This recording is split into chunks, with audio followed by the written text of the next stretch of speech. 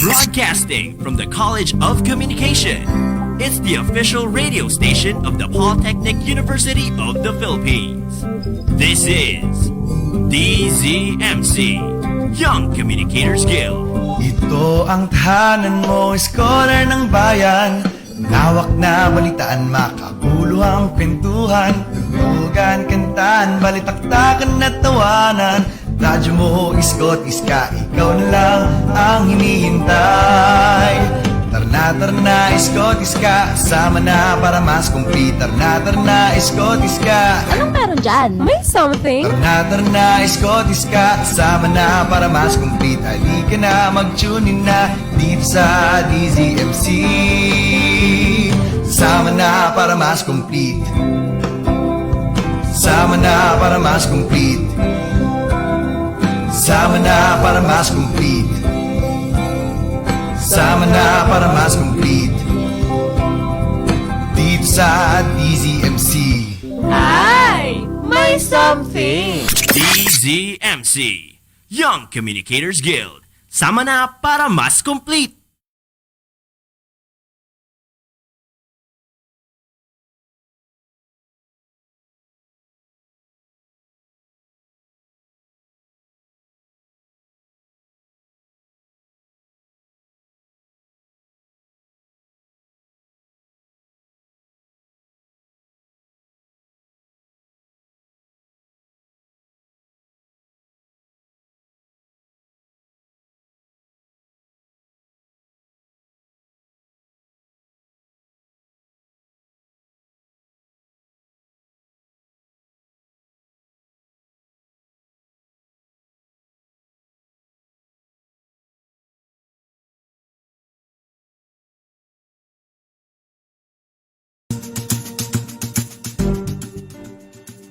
Ayan, isang magandang araw sa inyo, Polytechnic University of the Philippines. Muli po kayong nakatutok sa isa na namang matalinong talakayan patungkol sa mga isyong pangkasalukuyan. At mga istorya na ating makabuluhang pag-uusapan kasama ang mga scholar ng bayan. Ako ang inyong iskang katalastasan, Marla Ganado. At ako naman, si MJ Katikista. At ito ang Iskopinyon. Ngunit bago po tayo lubusang dumako sa ating talakayan, mga Iskotiska, open na po ang registration para sa ating audition for the next batch of DZMC Young Communicators Guild. Kaya, again, mga Iskotiska, siguraduhin niyo po na naka-follow, like, at subscribe kayo sa aming mga social media accounts. Unahin niyo na pong i-like ang aming Facebook account na yan. Yung nakikita niyo po sa live stream niyo, yan, yung Facebook account namin na yan. I-search niyo po ang account namin through www.facebook.com/DZMCMassCompleteOfficial, and also follow us on our Instagram and Twitter account. That's at DZMC_YCG. And also subscribe to our YouTube channel. Just search PUP-DZMC-Young Communicators Guild. Ayan. So follow nyo po yung mga social media accounts yan to keep for you to be updated sa aming mga ganap dito sa ating organisasyon. Diba, partner? Ayan, para hindi kayo mahuhuli, siguraduhin nyo naka-like at subscribe kayo sa aming pages at manatiling nakatutok sa DZMC. Ayan, kumusta ka naman, partner? Ay nako, medyo nababagot. Actually, medyo nakaka-stress dito sa area namin kasi nga, ayun, patuloy na tumataas pa rin yung kaso ng mga may COVID-19, may naka-contract ng COVID-19 sa area namin. Lalo na dito sa area namin sa Molino, Bacoor. Kasi medyo naging hotspot siya, COVID dito sa Bacoor. Pero kayo ba dyan? Marla, kumusta naman yung sitwasyon? Ako naman, maayos naman kami dito at masaya ako dahil ligtas kami ng pamilya ko at maayos namin na naitatawid itong pandemya. Sana yung viewers natin, ganun din ngayon, di ba? Siguraduhin yung mag-iingat kayo palagi dahil una sa lahat, hindi lang naman tayo nag-iingat para sa sarili natin, kundi para na rin sa mga taong nakakasalamuhan natin. At alam naman natin na sa lipunan ng Pilipinas, hindi lahat may kakayahan na magpagamot. At speaking of pagpapagamot, nitong Agosto nga lang ay nagkaroon ng anomalya itong PhilHealth kung saan may tinatayang 15 billion pesos ang hindi maayos na nagastos o questionable ginastos ng ating mga opisyales. Ayan, bakit nga ba dapat bawat Pilipino ay maging apektado dito? Dahil umani ito ng maraming komento, mapanegatibo, maraming nagalit. At may mga ilan pa rin naman na pinagtatanggol yung naging desisyon ng mga opisyalis na ito. So bakit nga ba mahalaga yung PhilHealth? bakit nga ba bawat Pilipino ay dapat apektado dito? Kung matatandaan natin, noong 1994 ay tinayo yung RA 7875 kung saan ipinatupad ang National Health Insurance Program na naglalayo na tulungan yung mga Pilipino o yung mga may kapansanan, may disabilidad, yung mga matatanda o kahit anong miyembro ng Pilipinas na mapagaan yung gastusin kung sakaling may kakarating tayong kapuna. Ayun, totoo yung Yan. partner, no? So, para na din sa kaalaman kasi ng ating mga viewers, no? Especially kung sino man yung mga viewers natin na nawala din sa Pilipinas. Ang PhilHealth kasi, or yung Philippine Health Insurance Corporation, or yun na, kilala natin as PhilHealth, ay yung katumbas ng Medicare or Medicaid ng sa US, no? So basically, ito yung version ng bansa natin ng universal health coverage. So, ayun na nga, sabi mo na nga kanina, di ba, it's been around since 1994. And Yes. grabe talaga, sobrang useful nito sa mga Filipinos na walang medical benefits sa mga employers nila, no? Pero partner, hindi kasi siya free. Ayun. So, doon sila nakakakuha ng pondo, no? Hindi kasi siya free. So, yung mga enrolled na employees and employers na dito, na nag-apply nga for PhilHealth, ay nag-share sa monthly na bayaran na 1,800 pesos.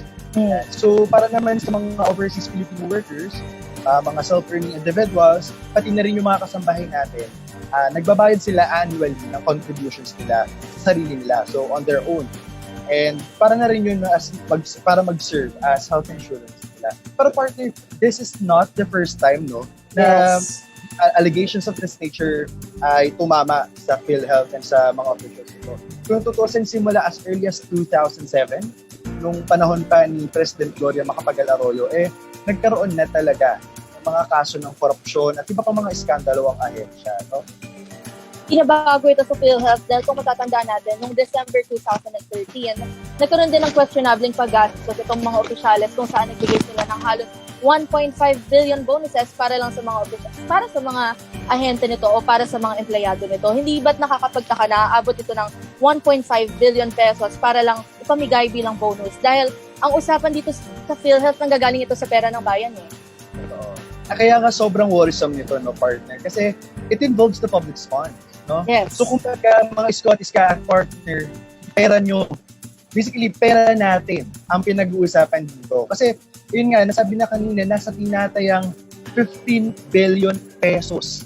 Yan, 15 billion pesos ang nakamkam umano nitong mga PhilHealth executives and officials na ito. Kaya, ayun, sobrang laking bagay talaga nito, no? Kasi ang dami pa sana nitong mapaglalaanan ng mga aspeto, for example, sa field natin, sa medical natin, as a Yes. health, pati sa education, lalo na ngayon na magsisimula na rin ang mga online classes, no? So basically, marami pa sana mapupuntahan itong 15 billion na to. Kaya nagmamatter talaga siya. Kaya sobrang bigat nitong usapin na ito, no? And Ayun na din, inform na rin kita regarding pati sa mga Scottish ka natin na hindi pa aware sa mga nangyayari ngayon sa PhilHealth. Ngayon, dinidinig na siya itong kaso na to sa Kongreso, particularly sa Senate. Now, yung Senado ay nagrekomenda na sampahan ng kaso sila Health Secretary Francisco Duque III, si former Philippine Health Insurance Corporation Chief Ricardo Morales at pati na rin yung mga opisyal ng ahensya dahil nga dito sa anomalya na ito. Ang nais nila na isampang kaso laban sa kanila ay first, malversation of public funds or property and illegal use of public funds under the revised penal code. And syempre, ito na rin, isa na rin sa mabigat is yung violation ng Republic Act number 3019 o yung Anti-Graft and Corrupt Practices Act. Ayan. So, ngayon, umani rin siya no, ng kaliwat ka ng reaksyon sa mga netizens natin sa social media. Kasi nga naman, sino ba naman hindi magagalit? Dito sa usapin na to, imagine that, 15 billion, no, partner. Yes. Napakalaki nun. lalo na sa panahon natin ngayon na meron tayong Ano yun? pandemya. Diba? Marami ding mga nawalan ng trabaho, Oo. marami ang nagsarado ng kumpanya. At kasabay ng mga nagsaradong kumpanya na yon ay yung paglobo ng mga mamamayan natin na talagang nawalan ng trabaho at walang pang sustento doon sa mga pamilya nila at araw-araw na pangangailangan nila. So yung 15 billion pesos sana na to malayo na narating, hindi ba? Ayun na nga, no, kaya nagagalit din yung mga Filipino netizens natin. Kasi, yun na, as what you've said, maraming nawalan ng trabaho. Basically, wala silang mapagkukuhanan ng kanilang resources, no? So, imagine that yung perang pinag-ipunan mo galing sa trabaho, no? Tapos wala ka na ng trabaho ngayon, napunta pa sa kamay nitong mga executives ito. And also, isa na rin na rason kung bakit maraming mga Filipino netizens ang nagagalit. Kasi subpar kasi yung yung COVID-19 response plans ng gobyerno. So imagine that, sinasabi nila na kung bakit hindi sila makapagbigay ng mass testing para sa masa. Kasi wala daw tayong budget, wala daw tayong sapat na budget. Ganyan. Yun yung lagi nilang nilarason. And then, mababalitaan na lang natin na 15 billion pesos ang nakamkam itong mga executives ito. So magagalit pang gusto talaga yung mga Pilipino. Tapos, ayun, kung sakali, ayun pa pala, no? Regarding nga sa mass testing. Simula pa nitong pagputok nitong balita na ito noong Marso. Ay, nung Enero pa lamang din, at nung lumobo na yung kaso simula nung Marso, patuloy na iniingay yan ng mga Pilipino na magkaroon na ng mass testing para lamang nga malaman na rin ng mga Pilipino kung sino ba talaga sa kanila ang mga nakakontact na ng sakit at ganyan. Kasi nga, marami sa kanila ay tumuli na sa pagtatrabaho, tumuli na sa natural na daloy ng kanilang pamumuhay at hindi man lang nila alam kung na-contract na ba nila ito sa kanila at hindi rin nila alam kung nakakahawa na sila sa ibang tao pa. So kung sakali man lang, kung nagkaroon tayo ng iba pa lang ng pondo para man lang sa mass testing, kasi sana kahit paano nakapag-ingat pa ng gusto ang mga Pilipino. And hindi kasi rin sapat yung mga measures na tinitake ng gobyerno natin na, for example, yung social distancing measures, no? Hindi rin sapat. Not unless malaman talaga natin kung sino ang mga nakakontract na nito, doon talaga tayo magkakaroon pa ng mas iba yung pang pag-iingat, no, partner, para maiwasan talaga natin ang paglagagapan nito. Totoo. At nung nagsimula nung Marso, di ba, una tayong humiling ng mass testing sa ating gobyerno. Ngunit ang tugon sa atin ng ating gobyerno ay wala tayong sapat na budget o walang kakayahan ng Pilipinas para magsagawa ng mas malawakang mass testing. Meron silang sinasabi na merong target amount may tinatarget tayo na 30,000 per day na tinetest para malaman kung positive ba sila sa COVID. Ngunit hanggang ngayon ay hindi pa rin natin natitiyak o hindi pa rin natin nasasagot yung hinihiling ng ating mga kapwa Pilipino na magkaroon ng mass testing. So dito sa 15 billion pesos sana na to, marami na sanang taong na-test o mas na-contain sana natin ang virus. Kung talagang... Totoo. At ayun na nga, no?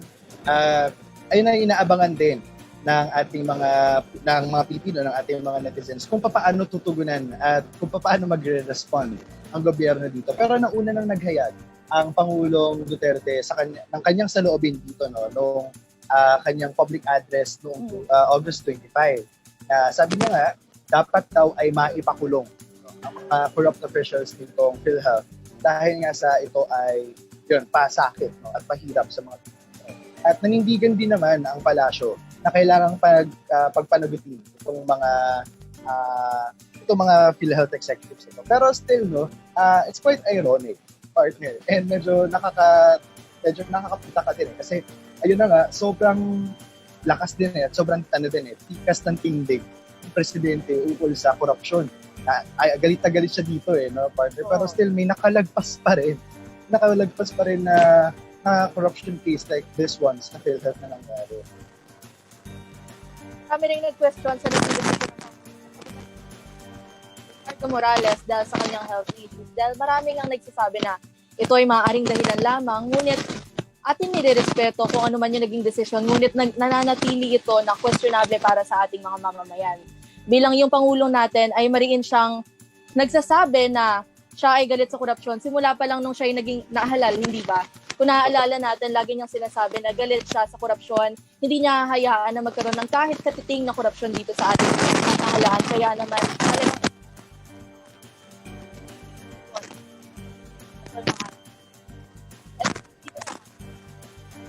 At ayun na nga, no, partner, kasabay ng pagbitiw ng PhilHealth Executive or PhilHealth Chief na si Ricardo Morales, ay pinalitan naman siya agad ng dating NBI director na si Dante Gueran. Ngayon si Dante Gueran, siya yung unang naging appointee ng Pangulo noong una niyang taon dito sa, bilang unang taon niya sa panunungkulan. No? At paliwanag naman ng palasyo, kailangan daw kasi na ang pumuno doon sa posisyon na iniwan ni Morales ay yung nakakaintindi ng financial reports at balance statements para daw maiwasan yung mga kaso na korupsyon na nangyari nga sa PhilHealth. Pero still, sa tingin mo ba, partner, sapat yun na yung yung kwalipikado ka sa pagbabasa ng financial reports, ng balance statements, para lamang makalagpas sa mga hamon ng korupsyon sa loob ng ahensyang ito? Yan, kagaya nga ng lagi nilang sinasabi, law is law. So kung nakalagay sa batas na kailangan may at least 7 years experience sa paglilingkod sa public health, ay kailangan nating sundin ito. Kailangan nating humanap ng mga tao na mas angkop para sa posisyon na to, yung mas nakakamit ng standards na nakalagay sa ating batas. Para sa iyo ba, partner? Nararapat ba si Mr. Dante para sa posisyon na ito? Well, personally, no, partner, kung pag-uusapan is yung qualifications, well, I really agree sa sinabi mo na kailangan talaga natin mag-abide sa kung ano yung sinet ng batas na qualifications ng isang posisyon. Pero still, para sa akin kasi medyo mas malalim pa yung problema eh. Hindi siya masusolusyonan ng pagpapasa-pasa or pagpapalit-palit lang ng posisyon. Kasi, well, ayun na nga, napag-usapan natin kanina, this corruption issue ng PhilHealth, existing na. Simula pa, ilang presidente na, ilang administrasyon na ang nagdaan. Nandito pa rin yung corruption sa PhilHealth. So, dalawang presidente rather. Dalawang presidente na ang nagdaan. At ayun, meron pa rin corruption sa PhilHealth. So this basically, this basically means na ang corruption problem ng PhilHealth cyclical and systemic.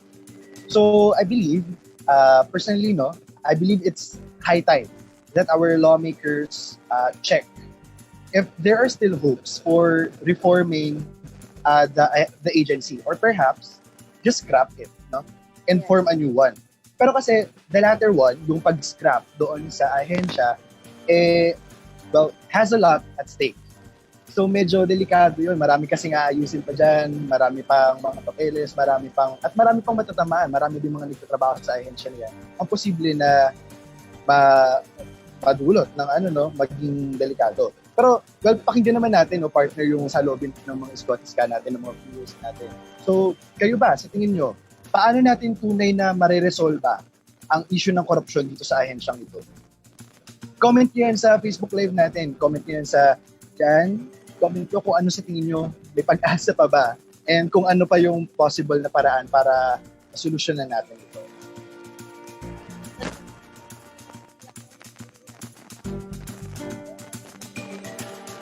Agad na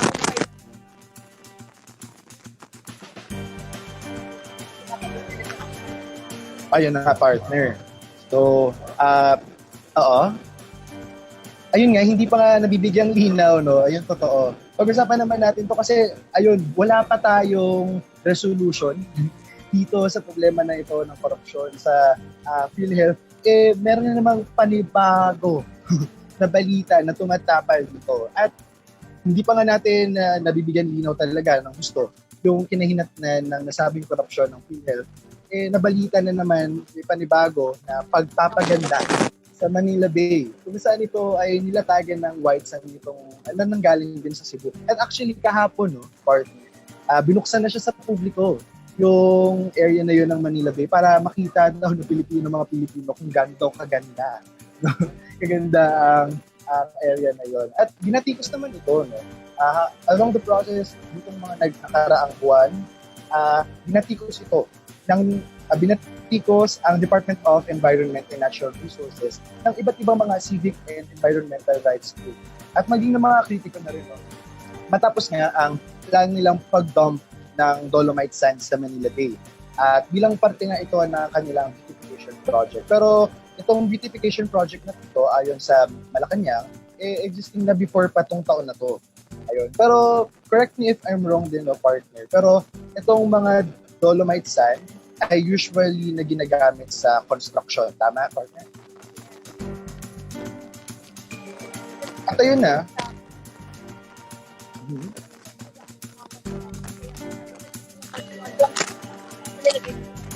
ng maraming mga living organisms na nalalapit dito sa area na to. Kagaya na rin yung napakaraming fish pens na nakalagay dito sa kaunan o kalapit area nito Manila Bay, hindi ba? So, at ayun ang medyo yun na din yung worry naman ng mga grupo, ng mga environmental rights group, ng mga civic rights group na kanila ay meron tong masamang epekto sa environment. Ayun naman may isang statement na release ang Pamalakaya. Ewan ko kung aware kayo doon mga Scots ka. Pero ang Pamalakaya po ay pambansang lakas ng kilusang mamamalakaya ng Pilipinas ay isang environmental rights group. At sabi nila, harmful daw po ito sa environment mga Scots ka. At naglalaman daw po kasi ito ng matataas na amount ng heavy metals katulad na lamang ng aluminum, lead at mercury.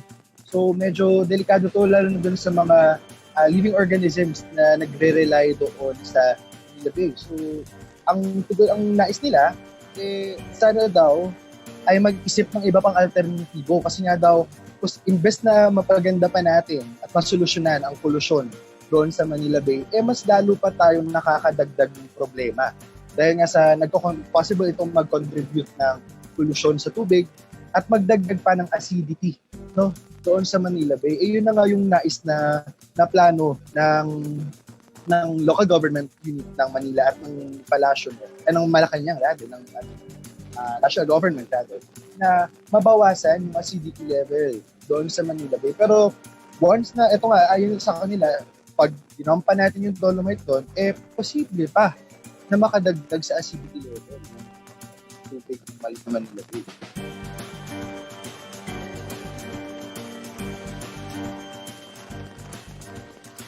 At ayun nga partner, nitong nakaraan, may lumabas din naman mga kumalat na mga balita. Actually, may video sa Facebook na kumakalat, partner ng mga Isko, na nagkaroon ng fish kill. Doon po yan sa may bandang Baseco compound. Actually, isang professor sa College of Communication, na si Professor Princess Esponilla, na siya rin yung media officer naman ng isang grupo doon sa may Baseco compound o Urban Poor Associates o UPA.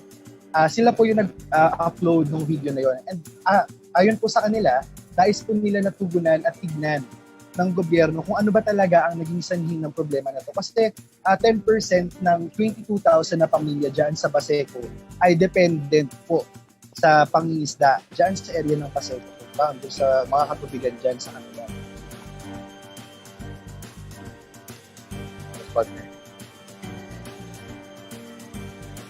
At ayun na nga, meron din ako, before natin ipakilala yung ating inimbita na kapwa Iska dito, meron akong i-raise din na somehow medyo intriguing yung observation na kasi. Well, it's about how the government focuses on beautification, partner. Kasi, mas naging priority ng gobyerno din yung pagpapaganda. Despite na yung loob, yung mga Pilipino, yung communities natin, yung mismong Filipino society, medyo unti-unti lang nag-rot. Well, similarly, this tactic has been used by the late dictator, Ferdinand Marcos. Even nga yung mga loyalists and Marcoses eventually, ginamit yun, yung mga beautification projects ni FDM before. Sinasabi nila na yun na nga yung golden nugget, ganyan. And na-disregard ng maraming Filipino yung fact na maraming napaslang, yung malawak yung corruption during those times, just because of those grandiose and beautiful projects, supposedly beautiful projects na pinatayo nga na noong Presidente Marcos. Pero kumbaga, na-divert yung atensyon ng mga tao from a much larger picture, which is ayun na nga yung pagiging rotted ng core ng bansa. So my point here is the current government possibly is using this as a diversionary tactic na para makaalis from the real issues na hinaharap ng ating bansa. Ayun, especially nowadays, during this time, we're still facing a pandemic, a health crisis maraming Pilipino pa rin ang nahihirapan. So for me, medyo, medyo concerning ito no. Pero still, for me ewan ko na lang din sa kapwa natin schools at masasabi nito. Pero for me kasi, parang trademark na ng gobyernong ito yung hindi pagiging accountable sa mga actions nila. And ginagawa na lang nila, dadivert nila, magpapasok. Yan, kung matatandaan natin, yung lokal na gobyerno ng Cebu ay mariin naman na tinanggihan o pinahinto agad itong proyekto na ito dahil sa dalawang rason. Unang-una ay wala siyang proper consultation sa local government ng Manila at ng Cebu. At pangalawa naman, wala siyang impact study na kailangan natin para sa bawat proyekto na isasagawa sa kung saan mang lugar kailangan ilapat itong proyekto na ito. So, kinasasama ng loob ng Legal Management Assistant ng Cebu na itong Dolomite Sands ay nilagay sa Manila Bay solely for beautification. So, wala siyang proper na essence kung bakit siya nilagay doon, hindi ba? Nilagay lang siya para magpaganda ng Manila Bay, para mag-attract ng turismo, para mag-attract ng mga businesses. Ngunit hindi natin naisip yung mga living organisms na naninirahan dito sa Manila Bay, hindi ba? Oo, partner. At syempre, yun, pag-usapan na din natin yung tungkol dyan sa environmental impacts nito sa Manila Bay. And ayun nga, kasi medyo unclear pa yun, kasi may mga claims nga na hindi daw klaro. Wala pa rin, hindi siya dumaan sa public consultations, wala siyang environmental assessment. So, hindi natin alam pa kung anong epekto nito. Kaya naman, ang sunod sa usapin na yan, nag-imbata tayo ng ating kapwa iska upang maghayag ng kanyang opinion at saloobin ukol sa nasabing issue. Bilang ito ay sobrang init pa talaga na topic sa social media, kung saan sobrang hati opinion ng mga netizens. May mga sumusuporta, meron din naman na bungabatikos dahil nga sa mga positive na effect nito. Ayun. At hindi lang basta-basta ang ating guest for today dahil siya rin ang Executive President ng PUP Society of Biology Students. Please welcome Ms. Rica May Valdez. Welcome sa Isko Opinion po. Kamusta po kayo? Okay lang naman po. Kamusta po? Magandang tanghali sa ating lahat. Ayun. Ayan. Patungkol nga po sa usapin na ito na paglalagay ng white sand sa Manila Bay, ano po yung opinion nyo sa proyektong ito ng ating pamahalaan? Ayun, so personally, I don't object dun sa notion na beautification dahil gusto rin naman natin gumanda at umayos yung quality ng tubig doon sa Manila Bay. Pero ang kino-question lang natin dito ay yung action, yung recent action ng DENR, which is yung dumping nga ng Dolomite Sand doon mismo sa may part ng Manila Bay. Marami nagsasabi bakit kailangan, bakit pa tawag dito, hindi na lang pabayaan, pinapaganda naman talaga, ayaw niya yun, gumaganda. Marami kasi siyang adverse effect, hindi lang environmental, pati na rin sa health natin, which is several studies were conducted na heavy exposure sa dolomite dust can cause respiratory symptoms like phlegm, difficulty in breathing, ubo, sipon. And ayon sa mga safety data sheet ng mga corporations sa Amerika such as Texas and the Lafarge sa Canada, nagsasabi na may carcinogen yung dolomite dust or dolomite sand, and it can cause cancer and yun nga, eye irritation, severe skin irritation. And kung iisipin mo, those people na nagtatrabaho mismo dun sa minahan ng dolomite, heavy exposure na sila, what more pa kaya kung dadalhin mo siya sa Maynila? Yung laki ng mga apektuhan, mas dodoble o mas triple pa, at mas lalong mahihirapan tayo o magkakaroon ng mas malalang sakit yung mga tao dahil hindi lamang middle-aged man yung pupunta sa Manila Bay kapag naging open na yan Pwede kasi yung mga bata, matatanda, which is alam naman natin, immunocompromised. And ayun nga, isa tong step back dun sa lahat ng ginagawa. Ang aim kasi ng rehabilitation project ng Manila Bay is to, tawag dito, restore the quality ng water sa Manila Bay. And based sa mga articles na pinakita nila January 2020, ang isa lang sa assessment na nakuha nila or assessment lang na ginawa nila is yung fecal coliform, which is hindi lamang iyon yung mga parameter natin kapag nagte-test tayo ng water quality. Nandiyan yung dissolved oxygen, since kailangan pa rin yun para sa mga living organism. Yung total coliform, yung hindi lang fecal coliform, total coliform kailangan mong tignan yon, yung pH level, and marami pang parameters para masabi mo talaga na na-restore mo yung Manila Bay or yung bodies of water. Ang restoration kasi or rehabilitation, hindi lang yan magaganap ng 1 o 2 taon. It'll take 5 years, 10 years, maybe centuries if you let nature take care of it. Pero yung ginawa kasi nung DENR, imbes na makatulong, imbes na makatulong, oo, nakaganda nga, pero hindi siya nakatulong dun sa main goal ng rehabilitation nila. At yun nga, step back siya, and what they are doing is basically a band-aid solution. So, walang mabilis na proseso pagdating sa water restoration, lalo na sa heavily polluted na mga bodies of water. Yan talagang marami tayong nabanggit na negatibong epekto kung ilalagay natin yung dolomite sand sa Manila Bay. Hindi lang sa mga living organisms na naninirahan sa dagat, kundi pati na rin sa mga taong lalakad malapit dito sa area ng Manila Bay. Tama po ba?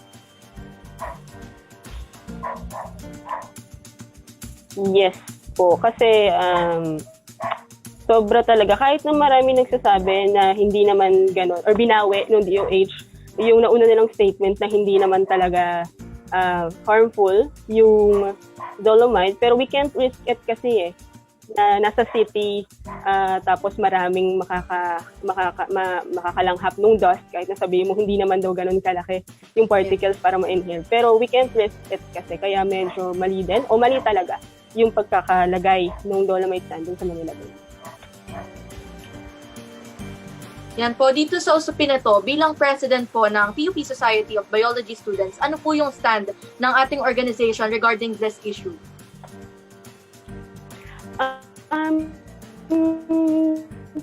Siguro not just the head, hindi lang bilang president ng FBS, pero kundi bilang estudyante na nag-aaral ng mga gantong bagay or familiar sa mga gantong bagay.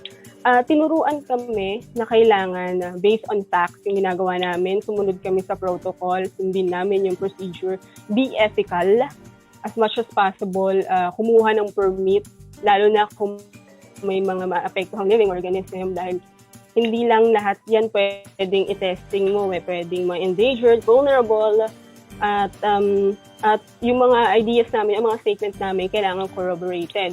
Tinuruan kami ng gano'n. Yun yung training sa amin sa biology, since we are future scientists, doctors, researchers. Pero yung ginawa kasi, or kung pag nakita mo, o kung ikaw na estudyante, makikita mo yung action ng DENR as the lead agency na dapat alam nila kung ano yung adverse effects nun, environment or otherwise. Parang parang isang insulto, para sa akin lang naman, isang insulto na ito yung dapat gawin pero hindi nyo ginagawa. So think na national or national level problem to, and malaki yung epekto nito, hindi lamang sa individual kundi sa buong bansa. And ang tawag dito, yun nga, medyo insulto siya sa akin lang insulto siya dahil maraming pag-aaral na rin na nagsasabi na yung Manila Bay water ay kailangan ayusin. Marami na ring dumudulog na ayusin talaga yung water, hindi lang yung mga nakapaligid, kundi mismo yung pinaka-root ng problem ng pagkasira ng Manila Bay, pero hindi pinapakinggan. Bagkos gagawa sila or gumagawa ng mga aksyon na hindi naman angkop doon sa site ng nire-restore, nire-rehabilitate nila ngayon. Ms. Rica, pag-usapan naman po natin ngayon, yung regarding doon sa pinagpunan naman ng dolomite sand. Ayun, ano po kayo yung mga epekto nito doon sa kalikasan sa Cebu? Bilang doon nga kinuha yung white sand na nilatag ngayon sa Manila. Kasi nakita po natin sa mga post tinatag ng mga may mga pinag-iwan po. Okay. Ayun. Hindi kasi, based sa naghahanap ako ng place talaga kung saan nila nakuha, hindi siya sa Alcoy, pero ang pagmimina ng dolomite ay pinagbawal na sa Cebu. Dahil una, 1% of forest ng Cebu, na lang yung nagko-cover doon. Or 1% na lang ng original forest ng Cebu yung covered. Pangalawa, yung dolomite mining kasi ay may effect sa terrestrial environment. And yung pinagkukunan nila, if you are, nakikita nyo yung mga pictures sa Facebook or Twitter, nakikita nyo, di ba, may mga sample ng pinagkuhaan ng mga dolomite, dolomite boulders. Malapit sila sa may tubig and critical slope na matatawag yung mga place na pinagkukuhaan nun. So, bukod nga sa adverse effect ng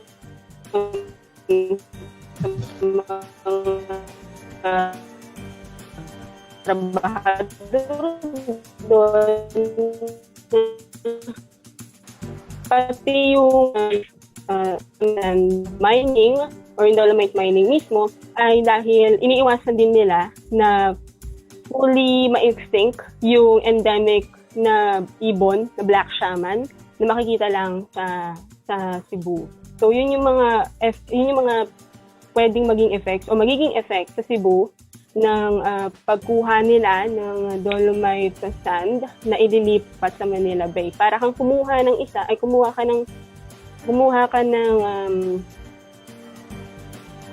ng bagay para ipaganda yung isa, pero yung isa mas lalong nasira imbes na maayos. So ayun. So disrupted din yung ecosystem doon. Medyo, nagkakaroon siya ng imbalance sa environment, ecological imbalance dun sa lugar sa Cebu. And then also, I think, it goes the same din po siguro sa may Manila Bay. Since hindi naman talaga siya natural din kasi. So, still, ayun, medyo magkakaroon din ng ecological imbalance doon sa ecosystem dyan, na mga organisms na nagre-rely dyan sa Manila Bay, mga nagdodwell dyan. So, ayun po kaya. Do you have any alternative plans in mind para po sa pagpapaganda ng Manila Bay? Aside po dito sa paglalagay ng mga dolomite sand sa Manila Bay. Mga alternatives na pwedeng gawin. Yes po.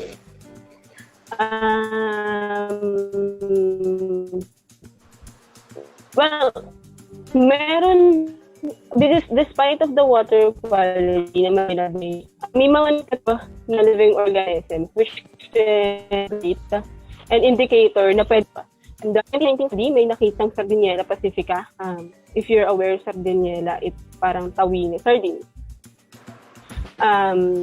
Ayun, and if mare-restore ng maayos yung Manila Bay sa cultivation, pero parang, anong word yun? Basta pwede siyang maging,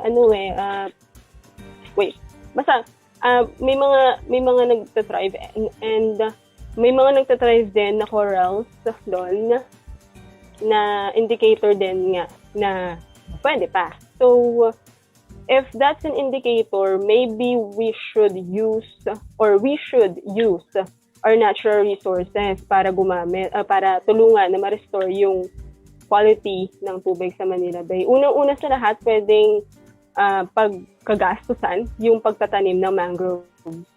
Ang mangroves kasi, nakakatulong siya sa bioremediation or phytoremediation in which ginagamit yung plant para matanggal yung toxins or mga chemicals nung water or nung plant o kung saan man siya tinanim.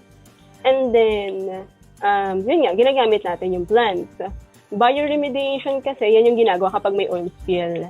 So, dapat yun talaga yung ginagawa kung gusto nating tulungan yung natural process. So, magtanim tayo ng mangrove. not only you will use the natural resources, kung ang goal naman pala nila is mapaganda yung Manila Bay, mangroves is the best way para mapaganda yung Manila Bay, di ba? Parang nature or parang pupunta ka talaga sa mga dagat. Sa Bulinaw, ganun yung tsura. May mga mangroves sila and peaceful nga siyang tingnan. And at the same time, alam mo na may phytoremediation or may bioremediation na nagaganap at nagkakaroon ng magandang effect ito.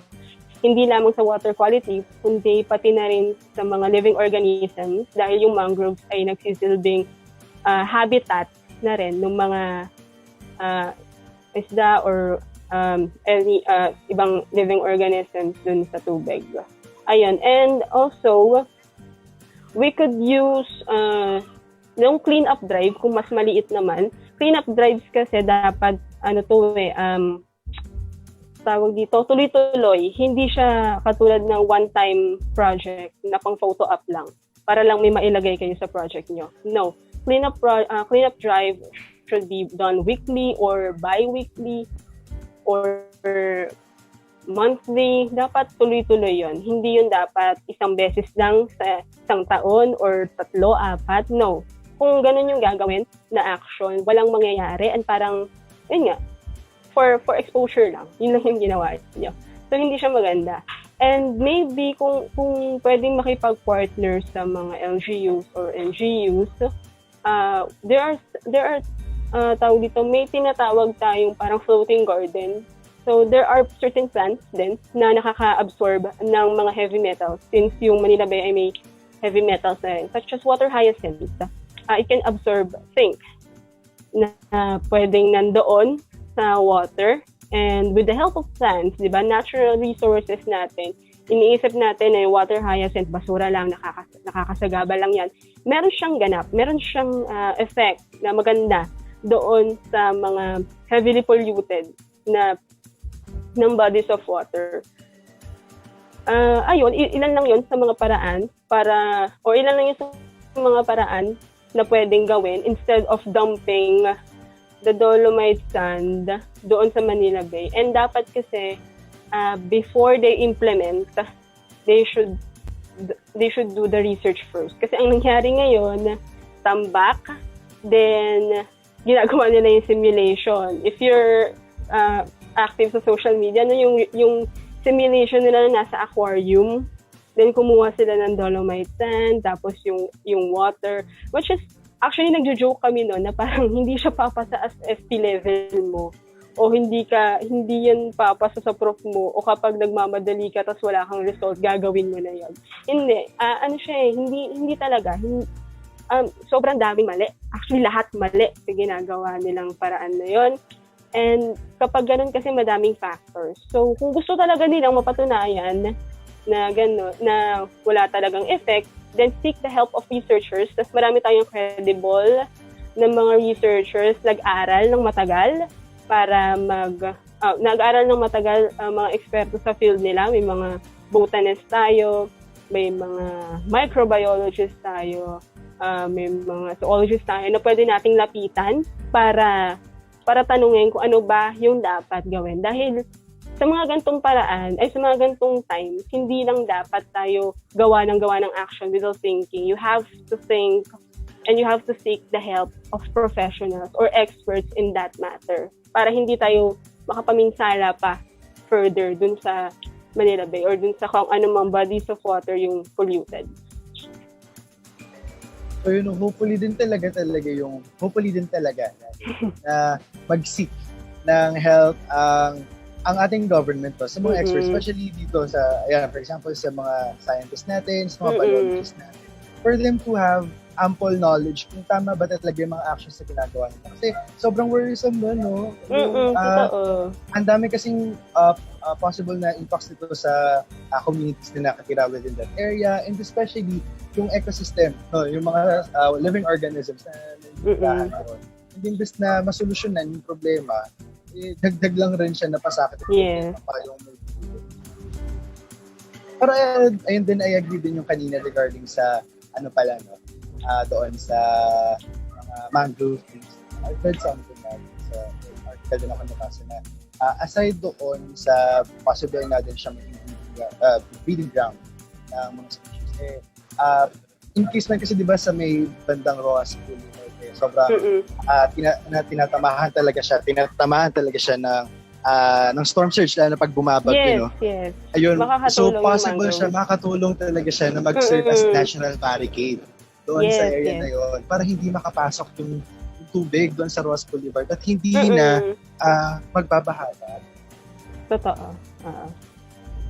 Ayun, before natin i-end to, Ms. Mika, baka meron po kayong message na gustong iparating sa ating mga viewers and listeners, and especially na rin sa ating government. Personally, I just want to commend lahat ng kahit hindi science and technology related yung course na nagsa-search about sa mga issues na ganito.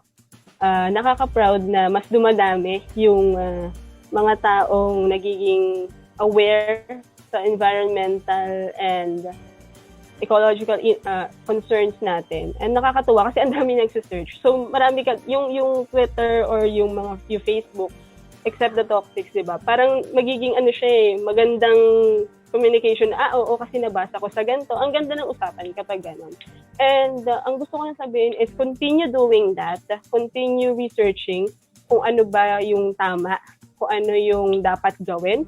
And one of my panawagan talaga sa DENR is seek the experts' advice and hayaan na mga eksperto ang gumalaw sa gantong issue o sa isyung ganto dahil pare-parehas naman tayo ng gustong mangyari . Gusto nating mapaganda, gusto nating mapaayos yung Manila Bay.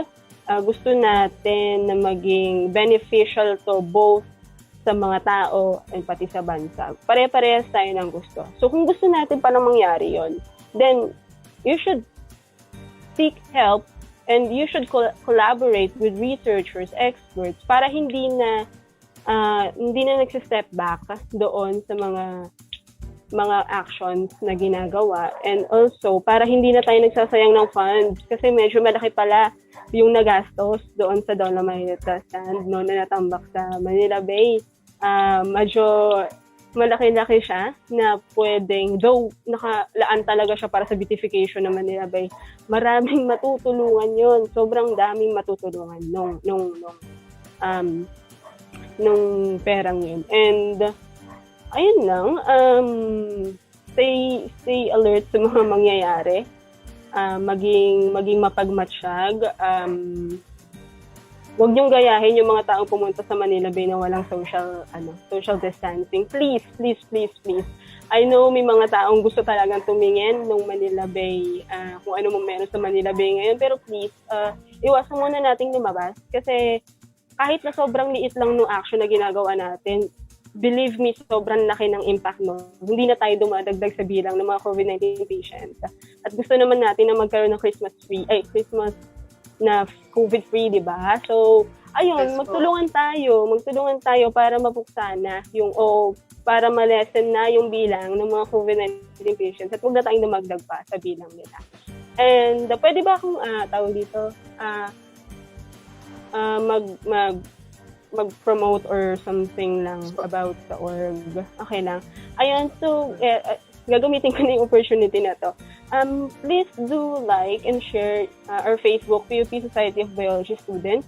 May mga activities kami such as yung HiNet and Abutin Natin project. Abutin Natin project with partnership with World Vision Philippines.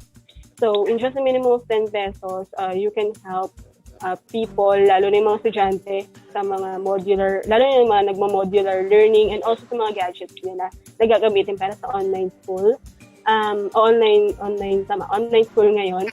And yung HiNet naman is a private organization dito sa PUP na tumutulong naman sa mga tao o sa mga estudyante na walang stable access sa internet. So, tinutulungan nila lahat. So, we are helping each other para mapagaan yung buhay natin ngayong online-based nga lahat and may COVID-19. So, yun po, please share, like yung page namin and yung mga post. Sobrang laking tulong po nung gagawin nyo para, hindi lang para sa amin, kundi para dun sa mga estudyante na makakatanggap ng tulong nyo.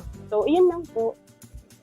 So thank you so much po, no, Miss Rica May Valdez, President of PP Society of Biology Students. Yun, I agree with what she said, no, partner. Kailangan talaga natin talagang mag-seek ng help and ng insights from the experts from this field. Kung ano man yung inaalam natin. Thank you so much po, Miss Rica. Thank you. And maraming salamat po sa pagsali sa aming programa. Siguradong maraming natutunan ng ating netizens mula sa facts na narinig natin mula kay Ms. Rica. Ayan, hindi pa nga talagang natatapos ang usapin natin sa PhilHealth ay natabunan agad dito ng kumakailang pagandahin ng Manila, ang Manila Bay, para lang sa pagpapaganda nito. Ayan. Ganda yun, no? It's more fun in the Philippines talaga, no, partner. Yeah. Sabi nga nila, abang-abang lang tayo. Kasi malay natin, kinabukasan, or next week, or next month, or basta kung kailan man, baka tayo na yung next na priority nila, no, ng government. Pero, hindi natin sure. Pero ayun, mga Scott-Ska, huwag po kayong aalis dahil sa ating pagbabalik ay isa pa pong mainit na issue ang ating pag-uusapan na patuloy na pinag-iingayan ng mga netizens sa social media. Yan at marami pang iba ang ating tatalakayin dito lamang sa ating programa. Yan, tama ka dyan, MJ. Kaya manatiling nakatutok dahil magbabalik ang Iskopinyon.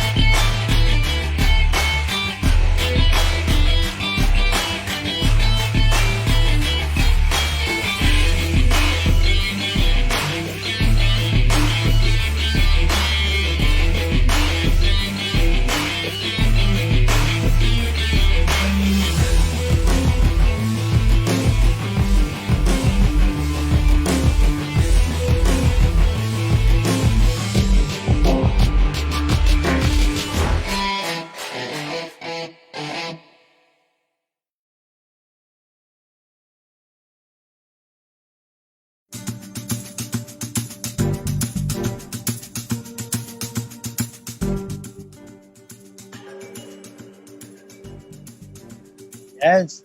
Para po sa ating mga Scott-Ska dyan, tuloy pa rin po ang registration para sa audition for the next batch of DZMC Young Communicators Guild Babies. Yes, mga new members natin. So just check our social media accounts for updates and details.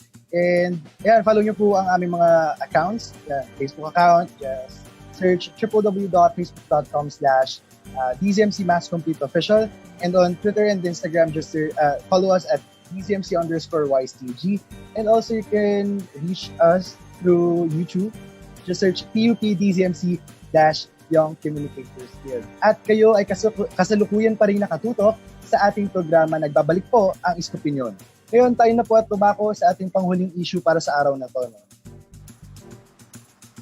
Ayan, itong ika-9 ng Setyembre ay pinatawan ni Pangulong Duterte si Joseph Pemberton na absolute pardon matapos ang 6 na taon na pagkakakulong nito. Yan, si Joseph Scott Pemberton ay hinatulan ng kasong homicide matapos nitong patayin ang trans woman na si Jennifer Laude. So kung matatandaan natin, partner, no, kung babalikan din natin yung balita, it's been here since 2015. No? Yes. At yun nga, si Joseph Scott Pemberton, 2014 rather, si Joseph Scott Pemberton ay pinatay ang isang trans woman na si Jennifer Laude sa Olongapo City sa May Subic. Yes. And ayun, kung babalikan din natin yung naging hatol ng Regional Trial Court, no, ng Olongapo noon, ay homicide ito, no, yung kaso kay Joseph Pemberton. Kasi nga daw, he acted out of passion lang daw. So from, yun na yung naihain kay Pemberton. Now, from 12 years na maximum na pagkakulong, na taon ng pagkakulong para kay Pemberton, na-reduce pa to na pababa ng 10 years na lamang. And after 4 years, here we are with Pemberton provided with absolute pardon. Absolute pardon. Yan, itong naging desisyon nga ng Pangulo ay sinasabing hindi natin itinrato ng patas itong si Joseph Pemberton. Ngunit, naging mainit to sa pinito sa ating mga netizens o sa ating mga mamamayan dahil talaga nga bang hindi tayo nagiging patas kay Joseph Pemberton ukol sa usupin na ito? Para sa iyo ba, MJ, talaga bang hindi tayo nagiging patas dito sa naging desisyon na ito?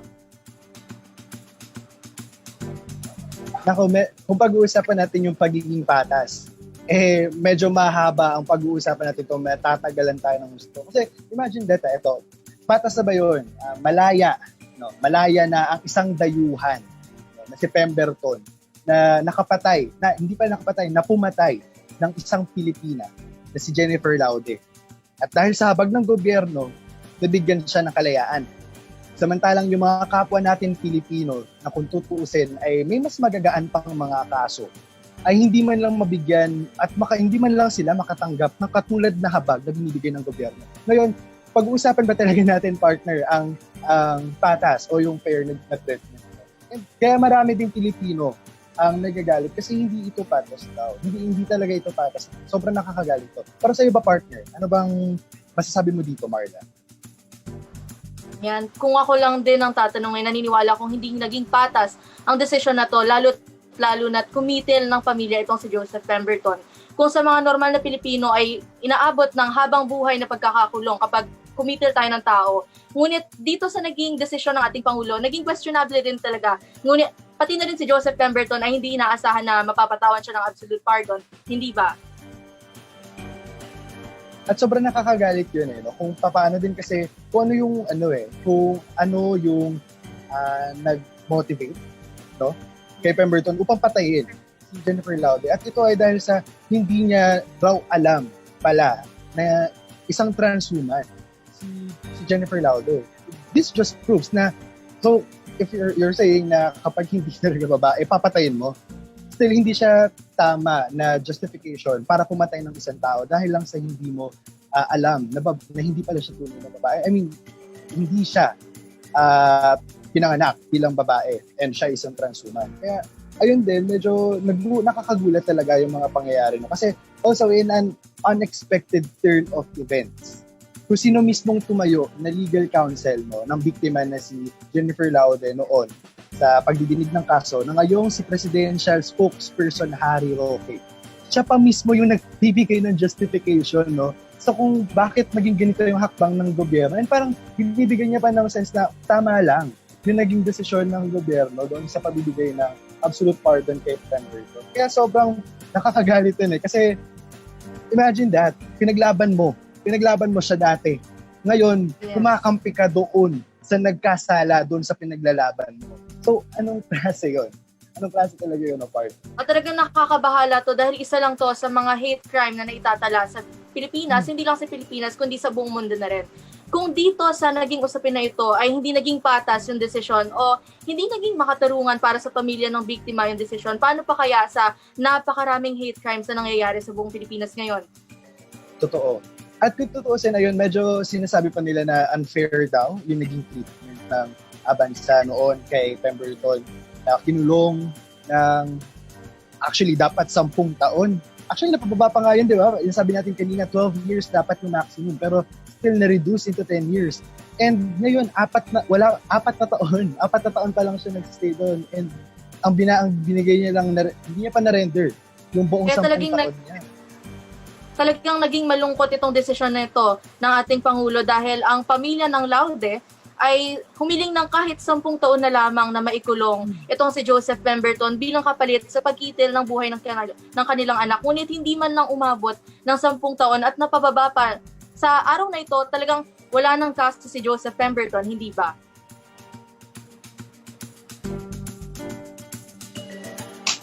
Yan, talagang napawalang kaso na si Joseph Pemberton sa panahon ngayon dahil naibaba na ang absolute pardon na talagang hindi natin inaasahan. Ay, totoo, Hindi no, inaasahan ng bawat actually, Pilipino. medyo nakakabahala din kasi sa pagpasok nga ni Pangulong Duterte at sa pag-upo niya bilang presidente ng ating bansa, nangako siya sa pamilya ng Laude na hindi niya papalayain si Joseph Pemberton. Pero ayun na nga, ito tayo na nagbigay ng absolute pardon sa kanya. At actually, kinondena na ito no, ng mga kritiko at ng iba pang mga grupo dito sa bansa yung naging action ng gobyerno. Una na nilang binanatan ay yung Visiting Forces Act or VFA na dahilan kung bakit may balikatan military exercises. Yung naging dahilan kung bakit nandito sa ating lupain sa Pilipinas si Joseph Pemberton na ginagawa naman taon-taon dito sa Pilipinas. Anila, may special treatment daw na na binibigay tayo sa mga kano kung kaya't sobrang nagagalit ang mga Pilipino. Actually, kung bakit sobrang nakakagalit ito. At dagdag pa nila, sobrang dehado na raw tayo ang bansa natin dahil nga sa mga military interest ng US at sobrang labag din daw ito sa ating soberanya ng bansa natin. And kung pag-uusapan pa natin yung Visiting Forces Act, medyo matatagalan din talaga tayo ng gusto. Pero ang bottom line dito is, naka-generate talaga siya ng sobrang laking galit mula sa mga Pilipino. Kasi if you remember, noong 2015 na, nung tungkol doon sa kaso ni Jennifer Laude, maraming yung sumuporta. Maraming sumuporta dito sa kaso nito. Kasi sino ba naman kasing susuporta sa pumatay? So, dapat talaga natin kinukondena yun. At simula pa noon, sobrang nagkaroon na tayo ng onti pang mga hakbangin para mas lalo pa natin mapaangat ang estado ng mga miyembro ng LGBTQ. Ito na rin yan ang pagsusumiti nga ng SOGI bill sa ating Kongreso. Pero still, medyo malawak pa rin ang tatahakin ko. At ayun na nga, kasangkot naman sa issue na ito, ay nag-anyaya tayo ng isang representative mula sa LGBTQIA+, at sa organisasyon ng LGBTQIA+, dito sa ating pamantasan ng Polytechnic University of the Philippines upang marinig ang kanilang saloobin. Yan, siya rin po ay isang iskana mula sa organisasyong Kasarianlan, ang kanilang inang reyna si Miss Shane Capila. Magandang araw po, Miss Shane. Kamusta po kayo? Magandang hapon sa ating lahat. Okay naman ako, kayo, kamusta naman kayo? Ayan, kinagagalak po namin na nandito kayo sa aming programa. Maraming salamat. Ayun, Miss Shane, una na po namin itanong po sa inyo, no? Ano po yung unang pumasok sa inyong isipan nang marinig niyo po ang balitang ito na pagpapalaya kay Joseph Pemberton? Sa totoo lang, ay ikinagulat o ikinayanig ng aming komunidad itong balita na ito. Nagkaroon tayo ng problema tungkol sa pandemya at syempre naroon na rin ang biglang pagtupad ng ATL or ng anti-terror law. Kaya hindi namin inaasahan na magkakaroon bigla ng pag-grant ng pardon para kay Pemberton. Nung narinig ko ito, siguro kumuha ko ng konting oras para sa sarili ko, ay ang ginawa ko ay nag-isip muna ako at kung gaano nito maapektuhan yung komunidad, syempre, bilang isang inang reyna ng isang organisasyon sa PUP. At nakakalungkot lamang kasi ang una ko talagang naisip ay parang pinatay ulit si Jennifer Laude. Parang niyurakan ulit yung kanyang patay na katawan noong 2014 at hindi na talaga nabigyan ng tamang hustisya o tamang paraan para man lang maparusahan si Pemberton.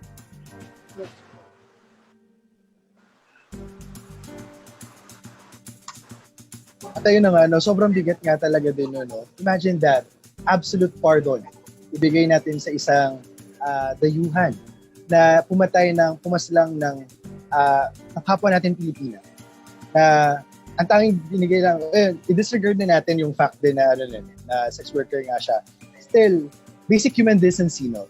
Hindi sapat na justification ang anuman na pumatay ng tao. And tutusin, nabigyan pa siya ng mas mababa pang charges, no? Homicide na nga lang din yung kaso niya. Kung tutusin ay pumatay siya ng tao.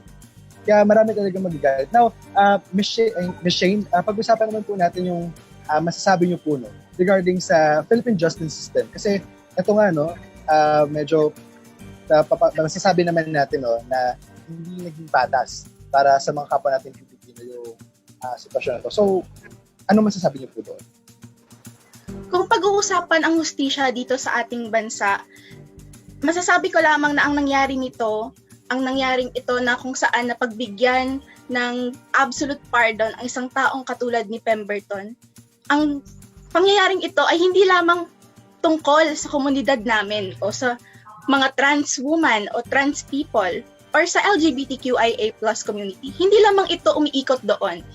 Isa rin itong issue kung saan, tulad nga ng nabanggit mo kanina, yung VFA at kung paano nagkakaroon ng hindi pantay-pantay na pagtingin o hindi tayo nabibigyan ng pantay-pantay na karapatan at hindi lahat ng mga hate crimes o hindi lahat ng mga homicide cases ay hindi nabibigyan ng magandang ng katarungan dahil nga dito sa VFA na nag-e-exist na ito.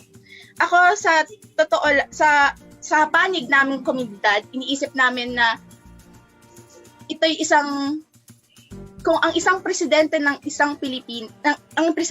Pilipinas ay nagbigay ng isang absolute pardon sa isang tao na katulad ni Pemberton, isa siyang malaking sampal sa komunidad kung saan pinapakita nito na ganito natin tingnan ang komunidad, ganito natin tingnan ang mga trans woman, ganito natin tingnan ang mga trans people. Dati nagkaroon tayo ng survey kung saan ang Pilipinas daw ay isa sa mga gayest friendly country in the whole Asia. At paulit-ulit namin sinasabi na kung tanggap na kami ng lipunan, kung hindi na namin kailangan lumaban para sa pantay na human rights. Kung hindi na namin kailangang lumaban at magsalita pa, bakit nangyayari yung mga ganitong bagay? Sa totoo lang, tulad ng sinabi kanina, kung ako bilang isang inang reyna ng isang LGBT org sa PUP ay nayanig na sa balitang ito, hindi ko ma-imagine kung ano yung naranasan o kung ano yung nararamdaman ng pamilya ni Jennifer Laude. Noong 2014, naaalala ko na hindi lamang yung pagkamatay ni Jennifer Laude ang problema. Nagkaroon ng problema kung paano pinakilala yung case sa media, kung paano pinakilala ng media si Jennifer Laude, dined name si Jennifer Laude sa media, kung saan sinabi nila yung totoong pangalan ni Jennifer Laude kaysa sa kanyang preferred name dahil nga isa siyang trans woman, at kung paano nagkaroon ng mga opinion yung mga tao or yung mga netizens na deserve o dapat lamang na nangyari yon kay Jennifer Laude dahil nga hindi alam daw ni Pemberton na siya ay isang trans woman. Ako ay bilang isang gender advocate, naniniwala ko na ang mga trans woman ay hindi naman dapat nila i-disclose o sabihin kahit kanino kung trans woman ba sila. Dahil ito ay umiikot sa usapang pagmamahal at dahil sex worker si Jennifer Laude ay nagkaroon sila ng interaction ni Pemberton. At sa tingin ko naman, hindi sapat na ang pagsisinungaling ay mag-equalize ito o magdulot ito sa pagkitil ng buhay ng isang tao. Noong 2014, doon din lumabas ang nakakalungkot na balita na ganito ang tingin natin sa mga trans woman, ganito ang tingin natin sa mga trans person o sa mga LGBTQIA members or sa mga tao dito sa loob ng komunidad. At hindi lamang ito natapos noong 2014. Paulit-ulit ito. Every year, laging lumalabas ang problema ng mga tao tungkol sa mga trans woman. Ito man ay usapin ng pagkitil ng buhay, ito man ay usapin sa CR, ito man ay usapin tungkol sa pageant o sa Miss Universe. Lagi na lang naki-question kung ano ba talaga yung pagkababae ng isang tao. Ako po ay isang cisgender woman at ibig sabihin po nun ay babae po ako nung pinanganak ako at hanggang ngayon po, tingin ko po sa sarili ko ay babae ako. At sa tingin ko po ang feminism o ang pinapaniwalaan kong feminism ay sinasakop po dito ang mga trans woman. Dahil po, kung ako'y tatanungin, wala naman pong bilang o wala naman pong kwalipidad para matawag kang isang babae. Wala pong kwalipidad para sabihin kung ano ba ang pagkababae mo. At hindi nakakalungkot na itong nangyaring ito, lalo na ngayong taon, na parang naging oportunista yung ating gobyerno. Kung kailan nakakulong tayo sa loob ng ating mga tahanan, hindi tayo pwede makalabas. Maraming nagugutom na mga Pilipino. Parang iba yung kanilang prioridad. Parang hindi na nila nasasakop kung ano ba talagang kailangan ng mga Pilipino ngayon. At dahil nabigyan ng pardon si Pemberton, ay pinapakita lamang nito kung ano ba talagang tingin ni Pangulong Duterte sa komunidad namin. 'Di ba? At sa totoo lang hindi ko iniisip ito na isang bagong issue. Iniisip ko na isa tong sugat na nabuksang muli. At nakakalungkot lang dahil ito'y natapos sa hindi magandang paraan. Imagine ninyo, pagka-announce na mabibigyan ng pardon si Pemberton, wala lamang isang linggo nakauwi na siya sa bahay niya. Daig pa yung mga Pilipino na naghihintay ng matagal na biyahe para lang makauwi sa mga probinsya nila. Sa mga taong nagsasabi na ang issue na ito ay para lamang sa komunidad o para lamang sa aming mga LGBT members, hindi po eh. Parang pinapakita nito kung bakit nga ba ang gobyerno ay hindi nakatingin sa mga Pilipino? Bakit nga ba ang gobyerno nakakalimutan kung ano ba talaga yung kanilang prioridad? At bakit ang gobyerno ay namimili kung kanino ibibigay yung katarungan? Totoo yung sinabi kanina na sinabi nga ni Duterte na ni Pangulong Duterte na we treated Pemberton unfairly. Naging unfair daw tayo kay Pemberton. Pero ilagay niyo naman yung sapatos niyo sa pamilya ni Jennifer Laude. O ilagay niyo yung mga sarili niyo sa sapatos ng mga trans woman natin na araw-araw iniisip nila kung ligtas ba sila. Hindi lamang sa labas, kundi sa loob ng kanilang mga bahay. Hindi naman tayo lahat tanggap ng ating mga pamilya. Hanggang ngayon, paulit-ulit, hindi ito natatapos. Ito ang realidad ng ating mga trans woman at ng mga tao sa aming komunidad. Patuloy na takot, walang hanggang pangamba, at nakakatakot kasi hanggang ngayon, 2 dekada nang nakabinbin yung SOGI Equality Bill. Hanggang ngayon, parang hindi namin alam kung mangyayari din ba sa amin yung nangyari kay Jennifer Laude? Saan kami mapupunta? Anong mangyayari sa taong gagawa sa amin noon? Mabibigyan ba kami ng katarungan? Maliligtas ba kami? Maaalagaan ba kami ng batas? Hindi namin alam, hindi kami sigurado. At yun yung nakakatakot. Kasi naniniwala tayo na ang batas dapat walang kinikilala yan eh. Ang batas wala yung pinipili. Dapat bukas yan para sa lahat. At naniniwala ako na oo, kahit anong edad, anumang gender, kung anumang SOGI ng isang tao, sexual orientation, gender identity, expression, anuman ang edad mo, anumang pagkatao mo, dapat naalagaan ka ng batas. Maganda yung point kanina at nauulitin ko ngayon, ito po ay isang hate crime. Pagpatay po ukol sa SOGI ng isang tao. Pero ano ang nangyari? Nilagay siya under homicide. Tapos dapat 10 taon siya makukulong, pero sa 6 na taon lang yung pinagbayaran niya. Tapos parang binabaliktad kami ng gobyerno. Sasabihin sa amin, hindi, tama na, sobra kayo kay Pemberton. Na nakakalungkot kasi ilang Jennifer Laude pa ba yung lalabas? Ilang Jennifer Laude pa ba yung kailangang mamatay? Ilang tao pa ba yung kailangang matakot, mangamba, makaramdam ng abuso, at makitilan ng buhay para lamang makita ng gobyerno na kami ay tao at nag-e-exist kami. Kailangan din namin ng human rights dahil tao kami. Hindi lamang po kami ako po ay isang pansexual. Hindi lang po ako pansexual. Ang soji ko ay hindi nagdidikta kung sino ako. Isa rin po akong kapatid, isa po akong anak, isa po akong estudyante, at may kakagalawan po ako sa ating lipunan. Kaya, ayun po, yun yung nakakalungkot doon. Kung nasan pa man po si Pemberton, sa Diyos na po sana ang gumabay sa kanya. And it's also sobrang masakit siya, no, para sa parte natin. Bilang isang tao na rin, no, na yung hate crime din kasi, no, is yung, sobrang embedded na, no, sa society natin, yung pagkamuhi sa mga miyembro ng LGBT community, LGBTQIA+ community.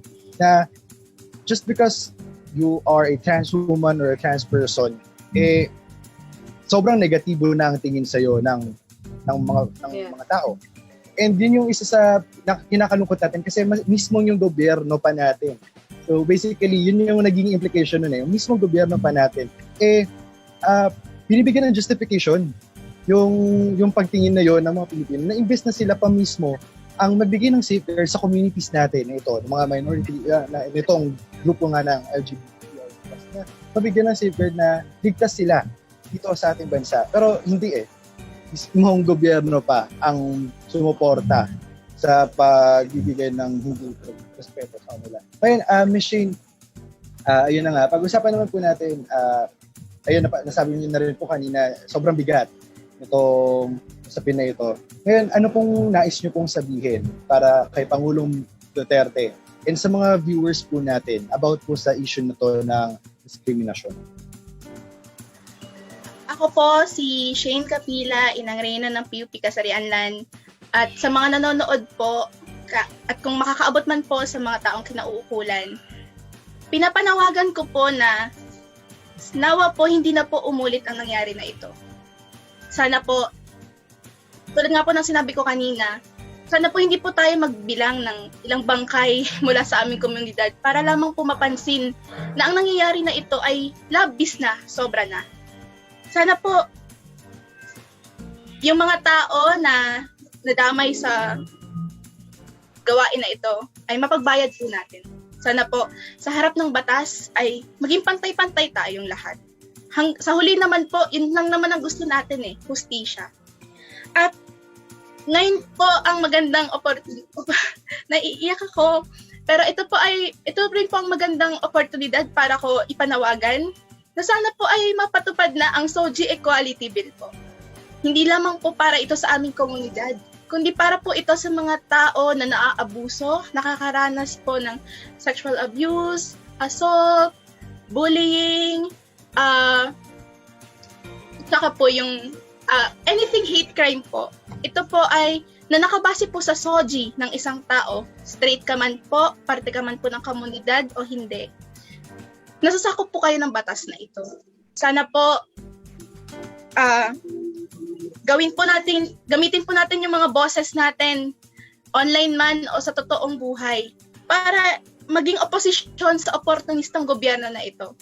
Ilang buwan na po tayong nakukulong sa mga bahay natin at marami po tayong mga kapwa Pilipino na nagugutom, nawalan ng trabaho, at may mga tao po na maraming nagkakasakit at namamatay.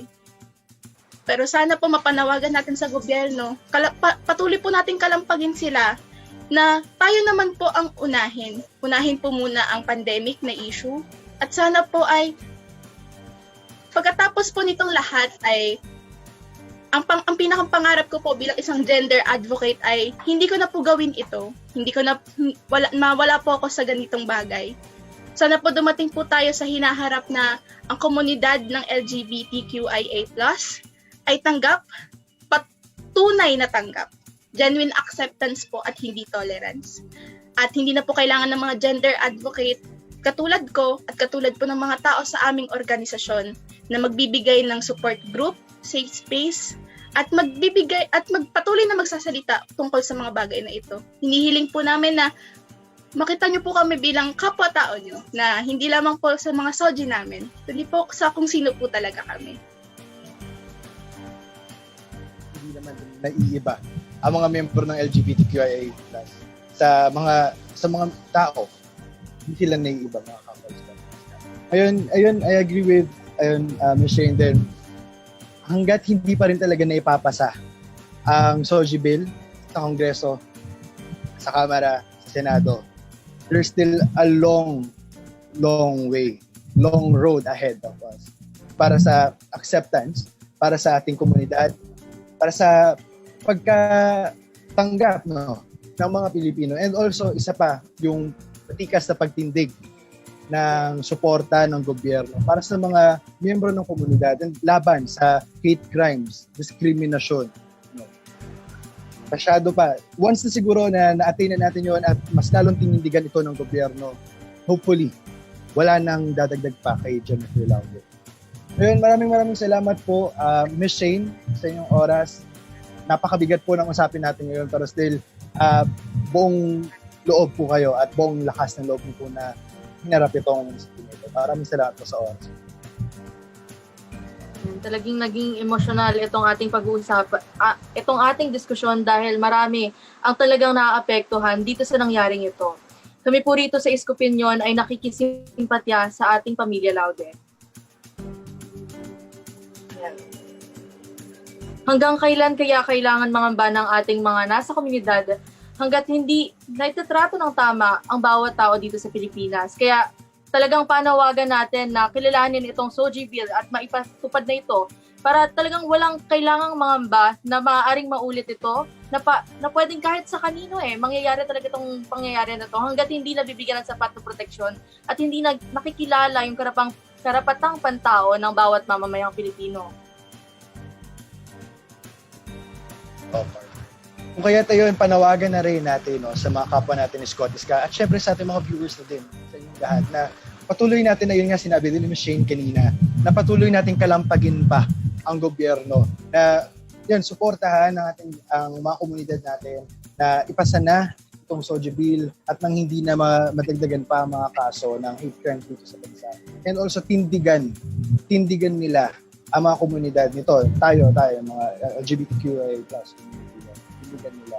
Ngayon, partner, sobrang bigat nito mga nangyayari, At imagine that, right now, partner, nasa gitna pa rin tayo ng isang health crisis.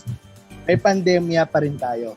But still, ang daming issue natin na nag-uusapan, kaliwat kanan, ang daming nangyayari, may mga korupsyon na nangyayari sa PhilHealth. Wala pa ring mass testing hanggang ngayon. Yes. At nandiyan pa yung issue ng budget, Hindi pa rin nabibigyan ng sapat na budget ang iba pang mga sektor ng ating lipunan. At yan, nakabimbi na din ang pagpasa. Na malapit na ang pagsisimula ulit ng klase at maraming mga pamilya ang naghihirap. So, nadadivert yung attention natin, partner, na meron pa rin tayong malaking problemang kinakaharap. At habang tumatagal, mas lalo pang nadadagdagan ng problema dahil nga sa hindi ito na-prioritize ng gobyerno. Ngayon, tanungin naman pala kita, partner, ito yung naging question of the week natin sa ating Facebook account. Yun, sa kabila ba ng pandemya, sa tingin mo ay tama ang naging pagtugon ng gobyerno sa mga isyong kinakaharap natin ngayon ng ating bansa? Yan. Base sa mga nakikita natin at nababalitaan na nangyayari sa paligid natin, naniniwala ako na hindi angkop ang nagiging pagtugon ng ating gobyerno sa mga nangyayari ngayon. Kung ikaw ay may kapangyarihan na pag-aani ng buhay ng ating kapwa Pilipino, ng ating kapwa-tao, sana naman ay gamitin natin itong kapangyarihan na ito sa tama. At sana wala nang magte-take advantage ng power. Dahil una sa lahat, ang ating mga opisyalis ay nandyan para maglingkod sa mga Pilipino. Diba? Kung wala naman yung mga Pilipino, talagang hindi sila malululok sa pwesto nila. Kaya sana ang kanilang kapangyarihan ay mapagana ng tama upang maiahon. Sabay-sabay tayong lalaban dito sa pandemya na ito. Para sa iyo ba, nagiging angkop yung pagtugon ng ating gobyerno despite of everything that's happening? Ay, nako partner. Kung ako mismo yung tatanungin, that's a resounding no. Hindi talaga magiging sapat yung pagtugon ng gobyerno. Ito nga, ang daming nangyayari.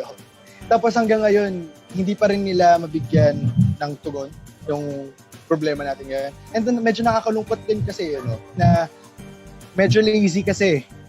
Para sa akin, medyo lazy ang approach ng gobyerno para matugunan itong issue natin ng pandemya. Kasi sobra silang vaccine-centric Sobra silang naghihintay ng bakuna. Ayun. Hanggang sa ang nangyayari, ayun yung pinaka-problema din kasi, partner, no? Na hanggang ngayon, wala silang maisip. Ewan natin kung wala ba talaga silang maisip o sadyang pinapatagal lang nila itong issue na ito upang mas lalo silang marami pang makuha, no? Kasi, at marami pang magawa sa pwesto nila na, tawag nito, na pagkamkam sa mga tama na nabigyan nila. Basically, ang daming nangyayari. Yan, and ang daming mali na nangyari sa ating gobyerno and still hindi nila tinatanggap na mali sila. Even na Pilipino, common Pilipino na mismo nagsasabi at nakakapansin ito. And still, nagagalit sila kasi sabi nila ay, lang daw ito, black propaganda laban sa gobyerno, they're doing their best. Pero if they're doing their best, bakit nandito pa rin tayo sa sitwasyon? Ayun din, panawagan na rin natin sa mga Pilipino na mapunan pa lalo ng tamang impormasyon. So, tama lamang na magbasa pa kayo ng magbasa, mga kapwa-Scotis ka, napunan nyo yung sarili nyo ng mga balita, makibalita kayo, makialam kayo sa kung ano mga nangyari sa inyong paligid. Kasi, parte yun ng inyong responsibilidad bilang citizens ng ating bansa. Kailangan natin makiisa sa mga nangyari sa ating bansa, sa mga nangyaring issue natin. Kailangan may say kayo dahil ang opinion nyo ay sobrang matter para sa isang democratic na bansa. Kaya mga Scots ka, bago tayong magpaalam, ay huwag nating kakalimutan na magparehistro para sa halalan 2022. Yan, sobrang laking bagay ng boto nyo. Importante yan mga Scots ka. Ang bawat isang boto po natin ay malayo ang mararating. Ayan. Kaya lalo na din, tuloy nyo lang din ang pagbabasa, pagpupuno ng kaalaman sa inyo. And ipasa din natin ang ating mga nilalaman sa ating mga komunidad, sa ating mga paligid, sa ating mga kilala sa ating paligid. And also, ongoing din po, segue na lang din po namin ng DZMC na ongoing po ang audition na para po sa next members ng aming organisasyon. I-follow nyo lamang po ang aming social media accounts para po kayo ay magkaroon ng balita o kayo.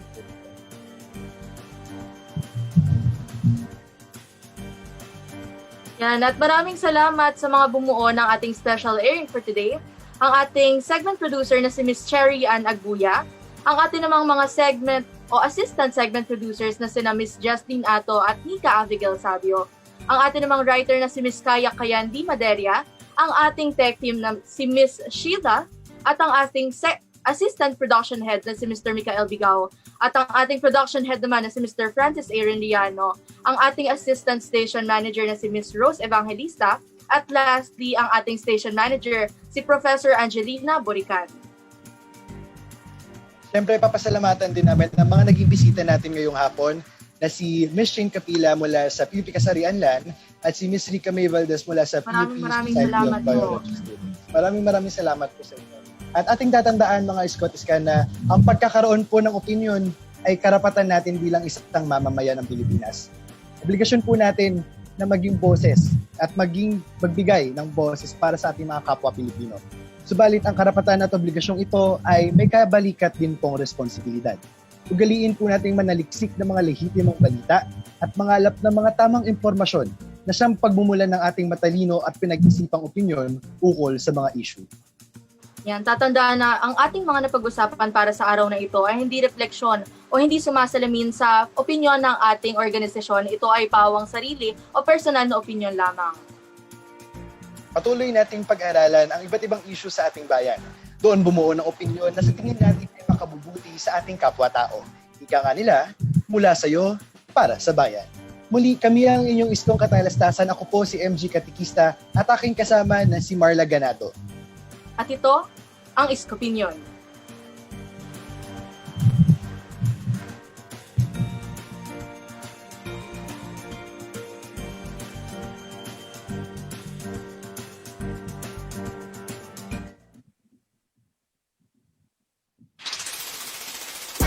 Mga programang dapat abangan ngayong taon.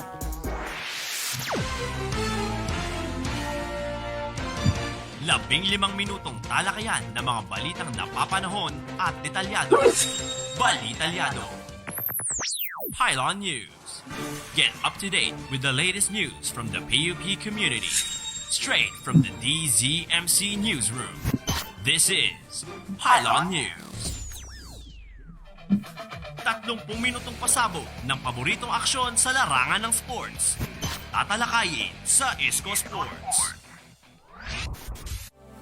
Isang oras ng matalinong talakayan sa mga napapanong issue ng bayan. Mga makbuluhang diskursong scholar, dito lang sa Isko Pinyon. Alamin ang kwento ni Isko at ni Iska. Handog ang kwento ng kapwa scholar, dito lang sa Scholar Files.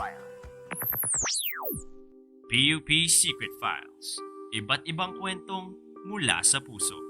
Mga istoryang hango sa tunay na buhay, ihahayag at mapapakinggan. PUP Secret Files. Kilalanin ang mga pick of the bunch sa PUP community. Mga buhay at personalidad na mga propesor. Dito lang sa Profiles. Campus Chicks. Halina't sumabay sa latest talks at sumunod sa brightest tips. Sumabay at sumunod sa Campus Chicks. Get to hear the latest music from rising artists on the block as we give them the spotlight. Find out what's in and what's not with the latest on the dot trends. Here on Culture. Lahat ng yan dito sa bago at mas kumpleto. DZMC. Sama na para mas complete. DZMC. Mas complete.